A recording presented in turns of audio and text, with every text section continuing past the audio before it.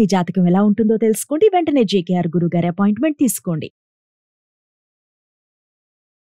Hello అండి, నమస్తే. నేను మీ హరిత అక్కల, ఎమోషనల్ వెల్నెస్ కోచ్ అంటే motivational speaker. Welcome back to Suman TV.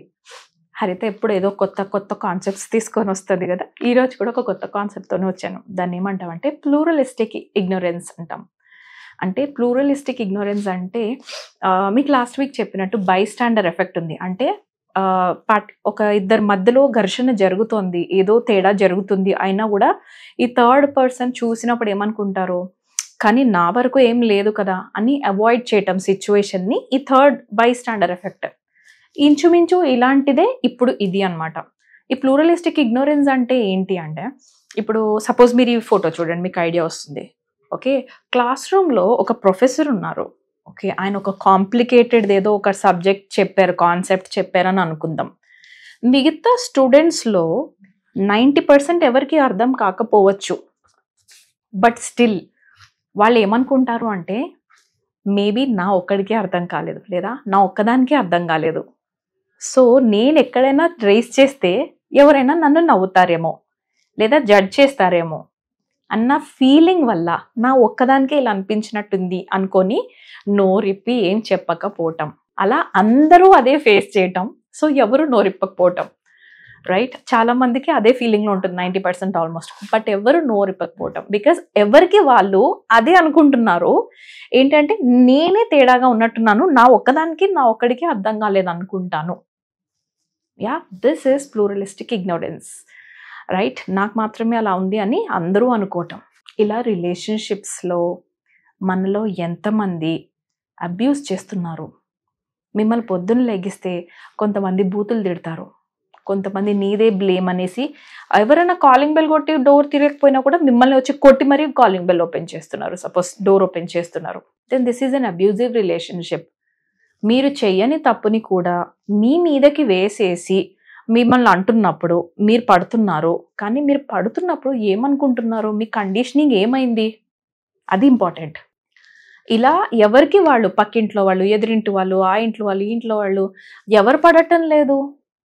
నేను ఒక్కదాన్నే ఇలా పడుతున్నాను ఏంటి, అందరూ అలానే అనుకుంటున్నారా, లేకపోతే నేను ఒక్కదాన్నే ఇలా ఉన్నట్టున్నారు, ఇప్పుడు నేను మాట్లాడడం వల్ల ఏమైనా బ్యాడ్గా ఉంటుందో ఏమో, ఎవరు చెప్పుకోను, ఇలాంటి ఇంట్లో విషయాలు బయటికి వెళ్ళకూడదు అంటారు, కాబట్టి నేను ఎక్కడ చెప్పుకోకూడదు. అయ్యో, మీ అబ్యూజివ్ రిలేషన్షిప్లో మీరు విక్టిమ్ అవ్వటానికి నంబర్ 1 రీజన్ ఇదే. నేనే అలా ఫీల్ అవుతున్నట్టున్నాను. దీనికి మోస్ట్ ఇంపార్టెంట్లీ పేరెంట్స్ కూడా పార్టిసిపేషన్స్ చేస్తారండి ఇందులో. ఏంటి అంటే, తెలుసో తెలియకుండానో మీరు కండిషనింగ్ ఏం చేస్తారంటే, ఆడపిల్లలకి వేరే కండిషనింగ్, అబ్బాయిలకి వేరే కండిషనింగ్ జరుగుతుంది. అమ్మాయిలకి పేషెన్స్ లెవెల్స్ చాలా పెంచుతారు జనరల్గా. ఓకే, జనరలీ ఇప్పుడు అందరినీ అని అనట్లేదు, జనరలైజ్డ్ స్టేట్మెంట్ అని కాదు ఇక్కడ, కానీ most of the people. Right, accept చెయ్యి, ఓపిక్గా ఉండు, భరించు, ఇంకొంచెం పేషెన్స్ పెంచుకో, ఎప్పటికీ ఇలానే ఉండదు, ఇంకొన్ని రోజులు ఓపిక్గా ఉండు, ఇలానే ఉండిందా అంటే కొట్టి తిట్టే లెవెల్ దాకా మీరు మీ పిల్లలని పేషెన్స్ వైపు పంపించకండి. ఒకరు వాళ్ళని కొడుతున్నారు అని అంటే ఆ దెబ్బ మీరు తినట్లేదు, పిల్లలు తింటున్నారు.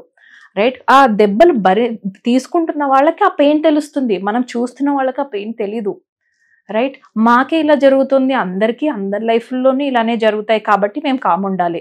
లేదా అరే మా ఫ్రెండ్ వాళ్ళ అమ్మాయికి ఓవర్గా సపోర్ట్ చేయటం వల్ల వాళ్ళ ఫ్యామిలీ బ్రేక్ అయిపోయింది, ఆ అమ్మాయి తిరిగి వచ్చి ఇప్పుడు ఇంట్లో ఉంది కాబట్టి నేను కూడా ఏమీ అనకూడదు, లేదా నేను పార్టిసిపేట్ చేయకూడదు, వాళ్ళు ఆ అమ్మాయి ఎంతైనా సఫర్ అవ్వ, నువ్వు పేషెన్స్ పెంచుకొని అక్కడే ఉండు నువ్వు అని ఎప్పుడైతే పేరెంట్స్ కూడా విత్డ్రా చేస్తారో అప్పుడు ఇది ఇంకొంచెం లెవెల్కి పెరిగిపోతుండండి అబ్యూజ్ అన్నది.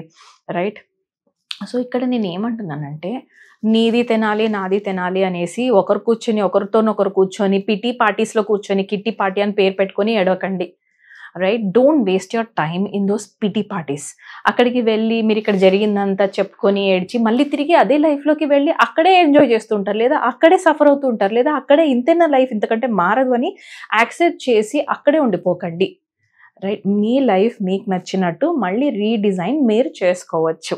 దిస్ ఈజ్ నేను నమ్ముతాను, దీన్ని చాలా నమ్ముతాను.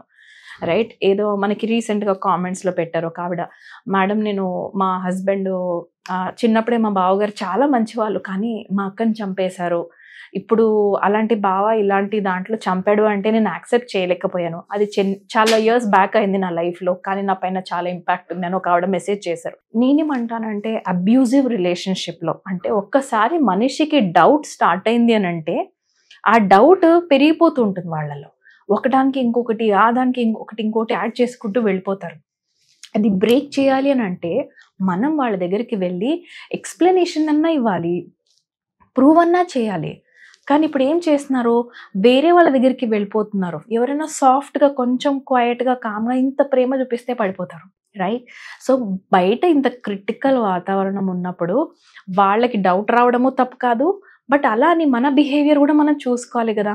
మనం సపోజ్ పేరెంట్స్తోనే మాట్లాడుతున్నామేమో, కానీ మన బిహేవియర్ వాళ్ళకి ఇంకెవరో థర్డ్ పార్టీతో మాట్లాడుతుంది అన్న ఫీలింగ్ మనం ఎందుకు క్రియేట్ చేయాలి? When we don't have anything, be courageous man. మీరు భయపడకండి, భయపడకుండానే ఫేస్ చేయండి. అంతేగాని వాళ్ళకి జరిగింది నాకు జరిగింది అని మీరు వదిలేయద్దు, రైట్? లేదా నాకు ఒక్కదానికే అవుతుంది కాబట్టి నేను మాట్లాడితే నన్ను ఏమనుకుంటారో, నా లైఫ్ ఇంత ఖరాబ్ ఉందని వాళ్ళు ఏమన్నా జడ్జ్మెంట్ చేస్తారో. ప్లూరలిస్టిక్ ఇగ్నోరెన్స్లో అంటే నేను ఏం మాట్లాడకూడదు, ఎందుకనంటే నేను ఒక్కదాన్నే అలా ఫీల్ అవుతున్నానేమో అన్నది తప్పు, రైట్?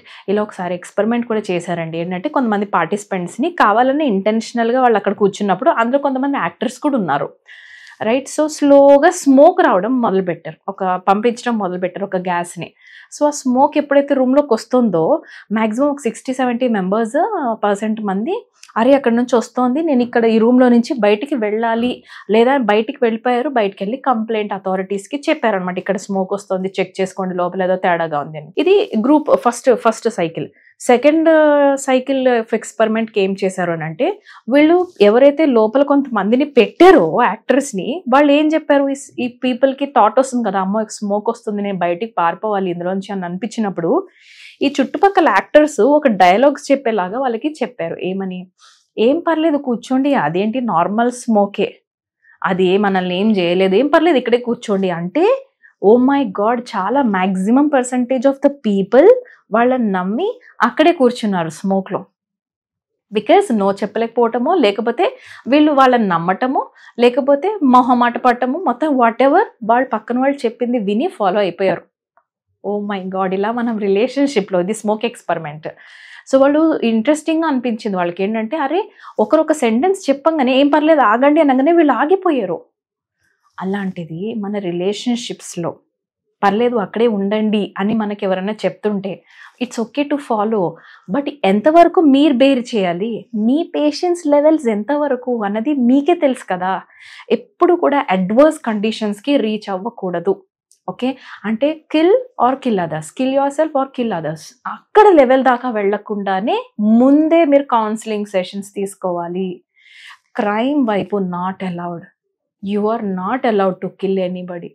మనకి దేవుడి చేతులు ఇచ్చింది చేతనైతే అన్నం తినిపించడానికి, ప్రేమగా ఎవరినన్నా చూడడానికి, లేదా మీరు బాగానే ఉన్నారు అని తట్టడానికి చేతులు లభించినవి తప్ప ఒకరిని చంపడానికి కాదు. పొద్దున్న లెగిస్తే ఆ న్యూస్ చూస్తే చాలా బాధేస్తుందండి. ఇది ఒక్కటే కాదు కదా, అదొక్కటే లైఫ్ కాదు కదా, దాన్ని దాటిన తర్వాత ఇంకా చాలా ఉండొచ్చు. మీకు ట్రావెలింగ్ ఇంట్రెస్ట్ ఉంటే ట్రావెలింగ్లోకి వెళ్ళండి, పెయింటింగ్ ఇంట్రెస్ట్ ఉందా పెయింటింగ్లోకి వెళ్ళండి, invest on your self. Life ఎప్పుడు ఎక్కడే వెళ్ళిపోదు.